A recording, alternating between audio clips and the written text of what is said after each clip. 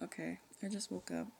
Yesterday was a really long video. I like rewatched the whole thing before uploading it, and I realized the word that I was forgetting was solukatu, which is in Bharatanatyam, they would say like takadimi or kiritakatari.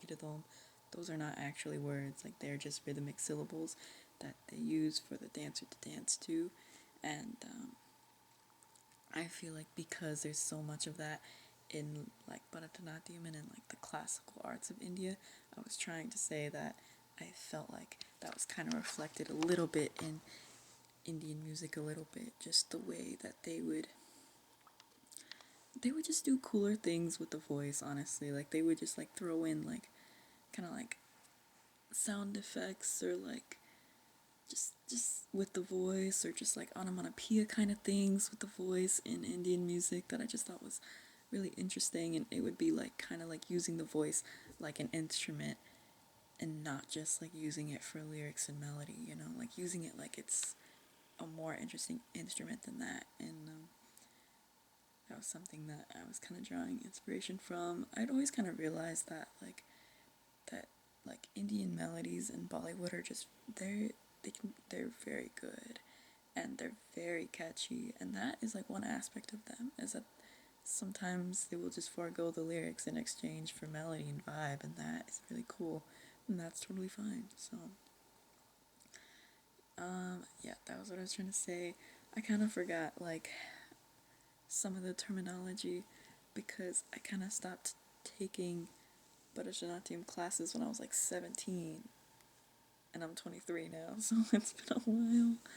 Um, but yeah, and another thing, I was watching the video and I realized I used the word cultural appropriation completely wrong, and I updated the description to reflect like my actual thoughts on that. I take cultural appropriation very seriously. That's why I consider my culture so much, because I'm like, if I am gonna draw from my culture, like I need to know about it very deeply. If I am going to like draw inspiration from other people's cultures, I need to know about it very deeply. Like I don't want to do that like passively or anything. But yeah, I only have like a couple days before I need to move, so I really just need to work on my research. And yeah, I just need to pack, and then I'll move, and then it'll be a new life. It'll be a new world. I mean, I've already been there. I know what it's about, but I really have to like do well in school so that way when I graduate I can get a job. I genuinely want a job. Like I would like to contribute to society. I want a job, like a real job.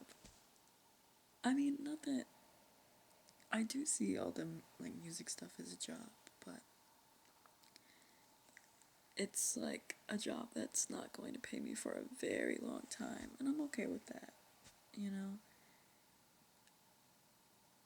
I think that if I was making money off of it from just starting out, like that would be kind of stressful, because then I'd have to like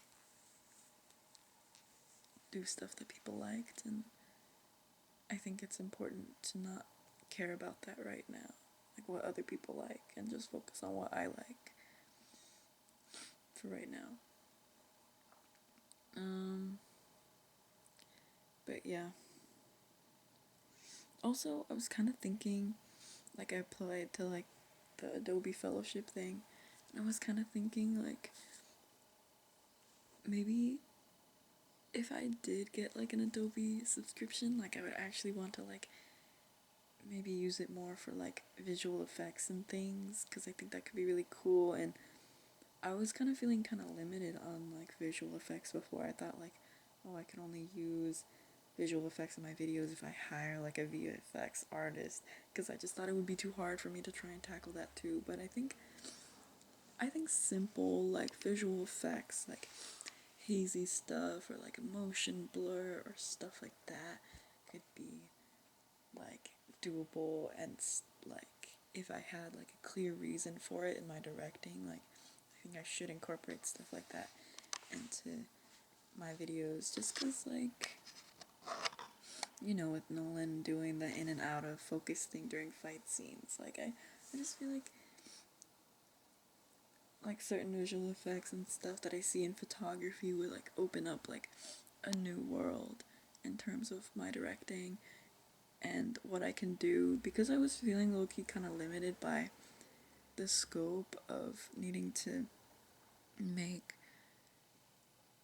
like a music video with a clear story and narrative in it, with a not too much dialogue, and not very much dialogue, and no singing at the camera, but mainly just visuals, like literally like it's like animation where it's just music, you know, like telling a story like that.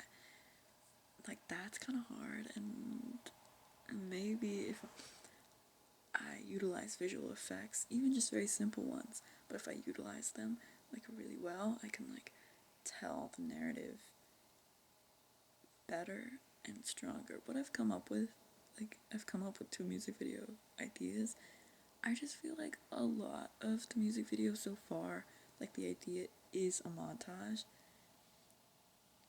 and I'm like, it's a montage to establish a specific mood, but I'm like, I don't think you need like longer than like a minute or even less than a minute to like establish that specific mood if you just choose the right shots to establish that mood. But it's just kind of because like the music has like a it's kind of just has like one mood, you know, like kind of monochromatic in terms of mood, which is I don't know, like I feel like the Bollywood music that I admire like isn't monochromatic in terms of mood. Like it has different sections where you can like imagine different things happening and stuff like that, and or I don't I don't know, I need to think about this more. But like it feels cinematic because there's like the music instrumentation feels cinematic, and maybe it's not like it has a bunch of moods within the song, but there's just like a lot going on instrumentally.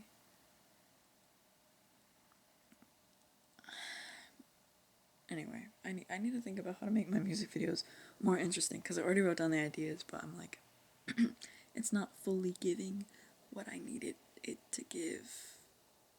It's not fully there yet. So, anyway, that's what I'll be thinking about. I kind of don't like sitting in front of the laptop and when I write my ideas, like I like to just kind of like be, you know, and then have it running in the background, and the second it comes to me I like write it down on my phone and then I revisit it and compile it later. This is kind of how I'm like with all my creative ideas, because I just don't like this idea of like sitting at the laptop, like sitting in front of, actually no, I'm totally fine with sitting in front of the laptop, but what I mean is like sitting in front of a blank Word document. Like that is like the most uninspiring thing for me. Like I just kind of prefer to just be thinking about it, like when I'm doing my chores or doing whatever, and then the second I think about it I write it down, and then I keep going with my day, and then until I've like written down enough stuff, that's when I'm like, okay, this is our idea, and let's start going through everything we've written and like compiling it and turning it into something, you know. But never sit in front of a blank Word document. I never do that. I always go into it with some kind of idea. Sometimes I don't have an idea and I'm like, I really want to make something, but and then like with lyrics and stuff, and I'll just start writing stuff and I'll be like, damn, I didn't even know I was feeling that. But like for larger projects, like a script or something, especially a script, is like I needed to have that idea for like a while. Oh my god. I'm okay. My voice needs to be used. It hasn't been used in a while or something. It's all like creaky.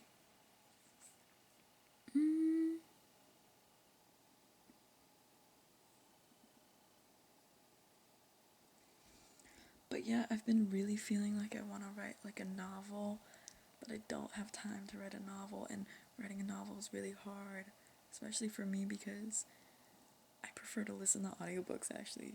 I don't actually like reading that much. I feel like I'm like the kind of person that like reads like a textbook. Like I really try to read every single word. Like I try to like if I miss a word I have to go back. And sometimes when it's like too exciting, I accidentally skip sections and stuff and I keep reading, but I remember that I missed a section, so I'll read like the next 2 pages and I'll be like, wait, I missed like 2 sentences back there just because I got too excited, you know? So that's why reading is a little hard for me, unless it's like a textbook where it's like, okay, I'm skimming everything except for this one little paragraph that I needed, and I'm just gonna read that like really closely.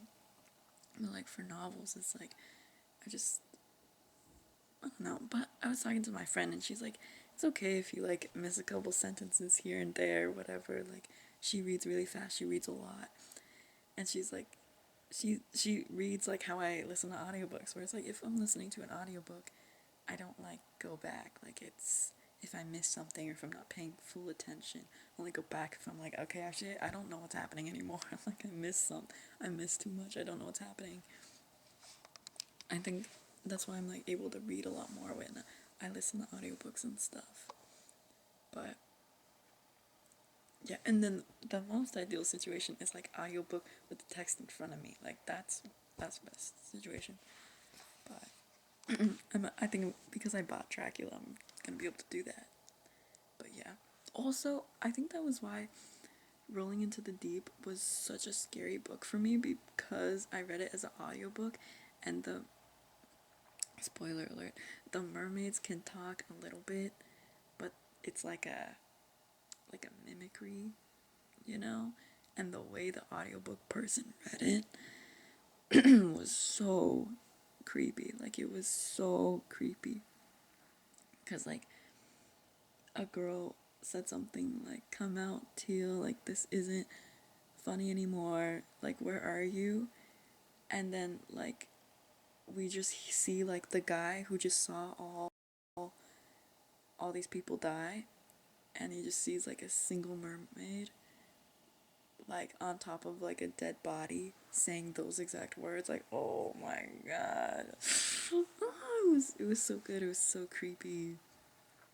And then the next one, like I the next book, like I had to actually read it, and so it wasn't as creepy hearing. I didn't hear any of the voices, um, and stuff. But yeah. Okay. Um. Yeah, just gonna work on my research, and maybe do some music. And every time I write like a really good song, I'm like, I get this kind of like scarcity mindset where I'm like, I don't have any other ideas right now. Like, I'll never make something good again. And then I like need to make something else immediately, which is why I feel like I don't really stop very easily unless I'm just having like a whole slew of bad ideas. But I finally, like the second I finished Cloudless, I was like, go to the next one. Like, I want to know that I can do that again. So I think I still want to keep working on it. Okay, that's all for today.